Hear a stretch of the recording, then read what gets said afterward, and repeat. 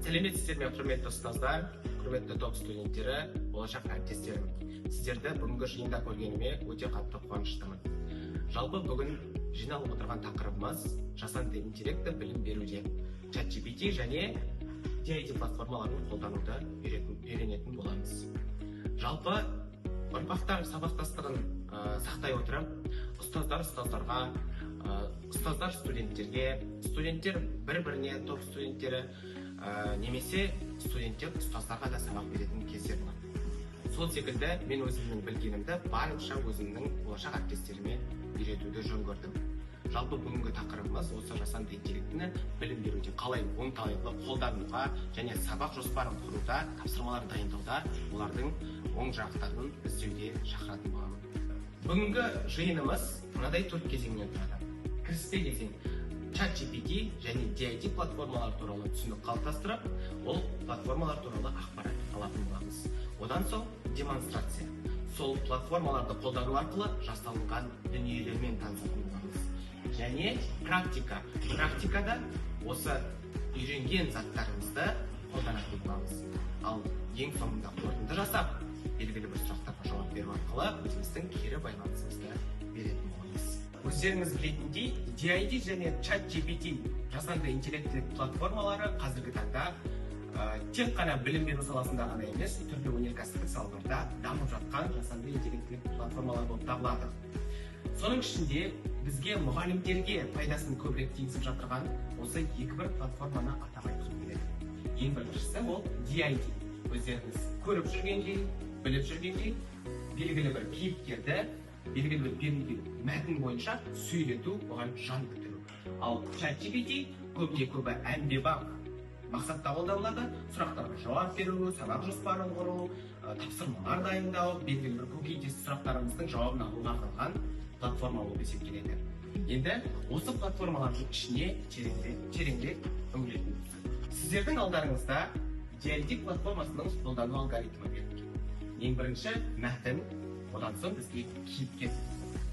Кейіпкер міндетті түрде түрі айқын, формасы бері қараған, арқы фоны анық болу қажет.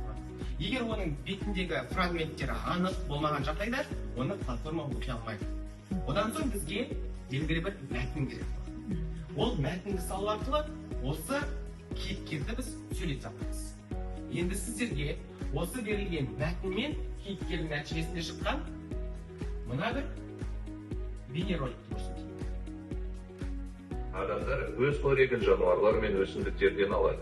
Ал жануарлар өсімдіктермен қоректенеді. Ал өсімдіктер ше немен қоректенеді? Өсімдік өз қорегін өзі әзірлейтін тірі ағза. Өсімдіктің бойында хлорофилл деген зат болады. Ол өсімдік мүшелеріне жасыл түс береді. Хлорофиллге келіп түскен күн сәулесі, өсімдік сіңірген су және көмірқышқыл газ өзара әрекеттесіп, фотосинтез деген үдеріс жүреді. Оның нәтижесінде жапырақта қоректік зат түзіледі. Бұл қоректік зат глюкоза. Рахмет. Енді осы көрсетілген алгоритм бойынша өзіміз алдарымыздағы берілген ноутбук бойынша жасайық. Сіздердің алдарыңызға мәтін және кейіпкер берілді. Ең бірінші біз көрсетілген DID платформасының өңірдеміз.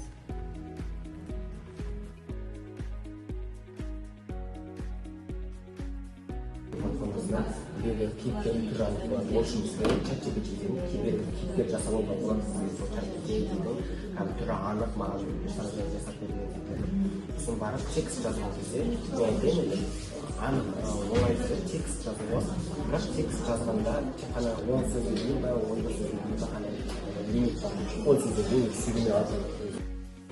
Кейін біз новый аккаунт ашып ішіне кіре беруіміз болады. Одан тағы жүйелер жасап, біз новый аккаунт ашып, одан тағы жүйелер. Или біз платный сатуымыз болады. ChatGPT-ні тауып алады.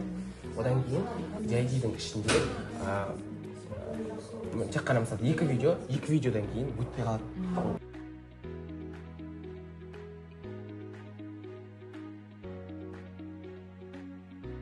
жаңағы персонажды тақтадағы жасауымыз болады.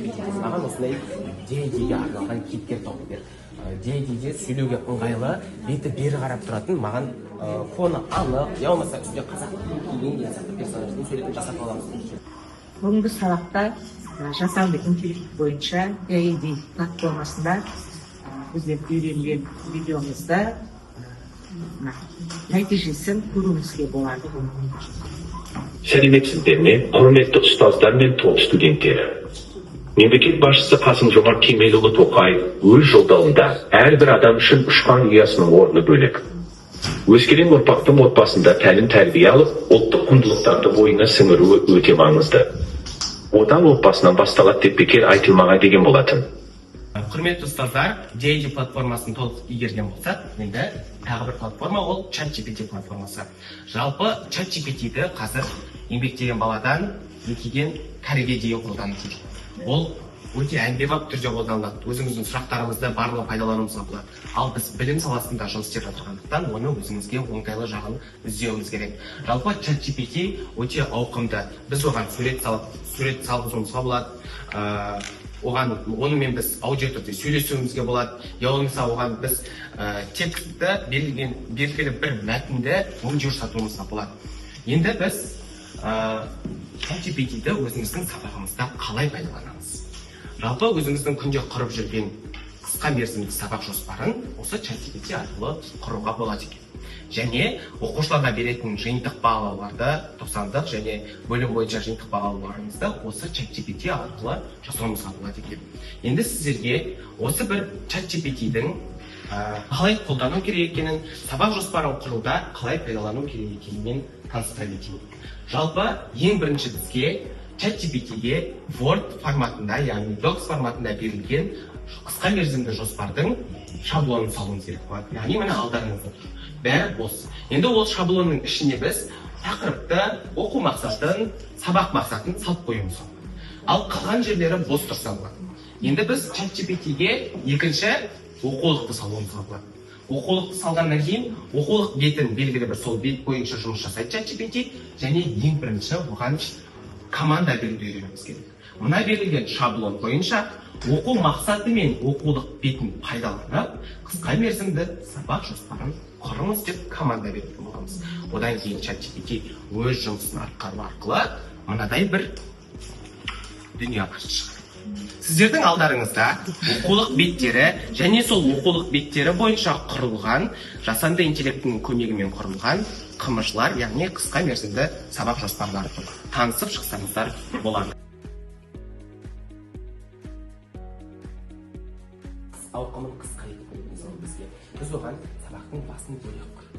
Сабақтың басында мынадай нәрсе болсын, мынадай фрагмент, мысалы біз деген оны сөзін көбейтіп, анықтап берген сайын, ол бізге анығырақ ауқымын көбейтеді.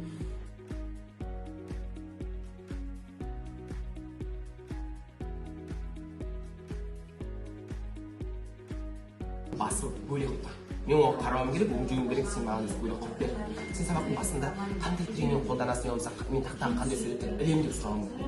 Енді ол мынадай суреттер ілесің деп текстпен жазып береді, сен оған айтасың, маған тек қана текст емес, сол суретті тоқып беретін сілтеме бересің.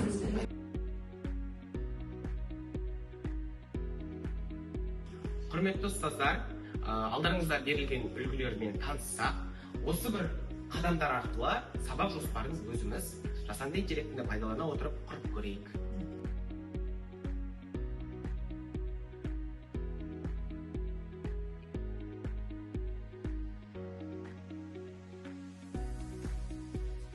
Оқу мақсатын салып, кітапты салып бергеннен кейін ол бізге дайындап бермейді, дайындайды. Бірақ оның барынша ауқымы қысқа болады, ауқымы тар болады.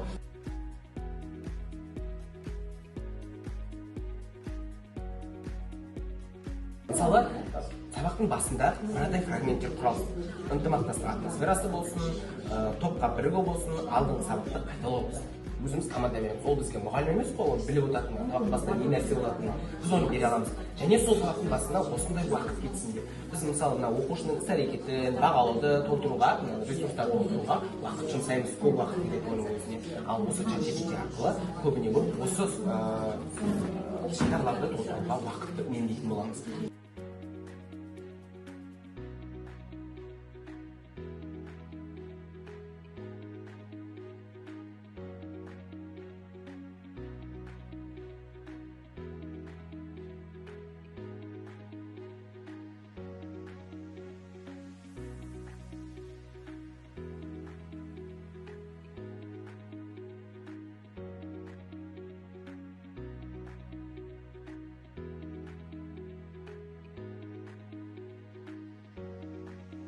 Енді қараңыздаршы, не байқап тұрсыздар? Өте кішкентай, иә? Соны комфортқа салатын болсақ жарты бет болады. Енді біз бұндай нәрсе қателіктер жібермес үшін біз ChatGPT-ден қалай сұраймыз, ол бізге солай береді.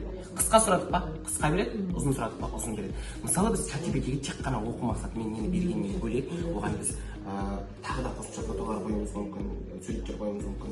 Енді біз одан мынадай қателіктер жібермеуіміз керек сұраған кезде, ол ChatGPT-ден сабақтың басын маған бөле қой. Сабақтың басына мынадай не болып кетсін, және сабақтың басында мынадай нәрселер болсын десек, ол ChatGPT сізден мына столбыңыз, мына столбыңның бәрін толтырып береді. Сіз мынаның бәрін жазып отыруға уақыт кетіресіз ғой, ал біз ChatGPT-мен осы кезде уақытты ұтыламыз.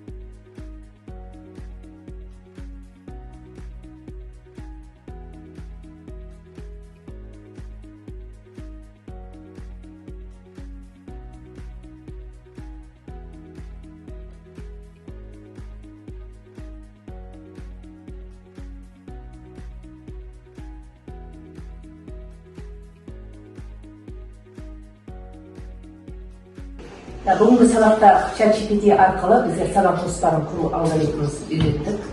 Бірінші ChatGPT-ді ашамыз. Бірінші қадам бойынша сабақ жоспарын саламыз. Екінші қадам бойынша оқулықты пайдаланамыз. Және үшінші қадам бойынша осы берілген шаблон бойынша оқу мақсатымен оқу бетін пайдаланып, қысқа мерзімді сабақ жоспарын құрамыз. ChatGPT Покажите, Өзіңіздің құрған сабағымыз құрған осы ChatGPT платформасын пайдалана отырып сабақ жоспарын құрдық. Құрметті әріптестер, жалпы қарап отырғандай, ChatGPT де, DID де қазіргі таңда тірі жанның рөлдерін атқарып жатыр. Жалпы біз жаңа айтқандай ChatGPT-ге қандай команда бергенімізге байланысты ең бірінші. Қаншалықты ауқымды тапсырма берсек, ол бізге соншалықты ауқымда дүние жасап береді. Яғни біз одан сұраған сайын, сол сұрағанымызды қазбалап бере береді. Яғни сабақ жоспарын құрған кезде ең бірінші біз осы беріліп жатқан командаға мән беруіміз керек. Біз тек қана осы бір сөйлеммен беріп қойсақ, ол бізге қысқа ғана, ауқымы қысқа дүние беруі мүмкін. Ал біз оған көбірек берген сайын ақпаратты, ол сабақтың басы мынадай минутқа созылсын, сабақтың басында мынадай фрагменттерден тұрсын, я болмаса сабақтың ортасы мынадай материалдармен қамтылсын деген сайын ChatGPT бізге оны аша түсе береді. Яғни бізге берілген материалдың сілтемесін беруі мүмкін, пайдаланған әдебиеттермен бөлісуі мүмкін. Енді бүгінгі өткізілген сабақ бойынша өздеріңіздің кері байланыстарыңызды берсек, мына бір сұраққа жауап бере кетсек, ChatGPT мен DID платформасы арқылы білім беру жүйесі қандай өзгерістерге ұшырауы мүмкін? уақытта ChatGPT мен мынау DID платформасының ішінде енді ChatGPT өзіміздің жеке қолданып жүрген сабақ жоспарымыз ол жалпы бұл бағдарлама жасанды интеллект бізге біріншіден мұғалімнің уақытын үнемдейді, екіншіден кейбір ақпараттарды біз YouTube нелерге жазған кезде нақты ақпарат ала алмаймыз. Осыған берілген ақпараттарды қайтадан интернетте тексеру арқылы біз одан да кең ауқымды ақпарат алуға болады деп ойлаймын. ChatGPT және DID платформасы арқылы жүйесіне қандай өзгерістер енгізе аламыз дейді. ChatGPT енді күнделікті пайдаланып жүрген уақытты үнемдейді. DID ол манағы адамды сөйлету арқылы жан береді. Студентіміз Назар Әлібидің сабағына қатысып отырмыз. Біздер екі платформа бойынша үйреніп, соны практикада қолданып, нәтижесін көріп отырмыз. Жалпы бұл заман жаңарған сайын жасанды интеллектіде біздің барлық тұрмысымызда да, оқу саласында да еніп жатыр. Сондықтан да оның жаңа ұстаздар айтқандай адам өмірін жеңілдетуге, жаңағы тың идеялар беруге, жаңа сабақ барысында керекті нәрселерді тез қол жеткізуге пайдасы өте көп. Оны көріп жатырмыз біздер, және сол арқылы білім саласына жаңалықтар енгізу, керекті нәрселерді өзіміздің пәнімізге оңтайланып қолдану біз үшін жаңағы тиімді болды. Сондықтан да шығармашылық табыс тілейміз, жақсы ұстаз болады деп сенеміз.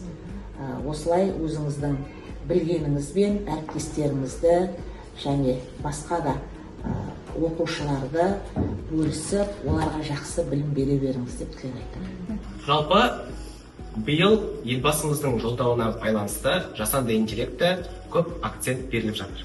Жалпы жасанды интеллекті адамның өміріне кірген сайын адам сонымен бірге ілесіп дамуы қажет. Яғни жасанды интеллекті адам жасаған дүние болғандықтан ол адамнан асып кете алмайды. Алайда біз өзіміздің уақытымызды үнемдеу, өзіміздің идеяларымызды ұштастыру арқылы оны біз оңтайлы пайдалана аламыз.